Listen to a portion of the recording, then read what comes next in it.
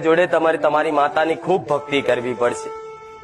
પણ આજના મનુષ્ય દરેક ભક્તિને શું સમજશ કે બે ટાઈમ દીવા કરો, ધૂપ ધુમાડા કરો, અગરબત્તી કરો, આના તમે ભક્તિ માની બેઠા હશો. આ ભક્તિ નહીં, આ પૂજા પાઠ વિધિ, અગરબત્તી, ધૂપ ધુમાડા, દીવા, આ ભક્તિ નહીં. આ ભક્તિ કરવાનું એક સાધન છે. હું મેલડી આવું બોલું છું.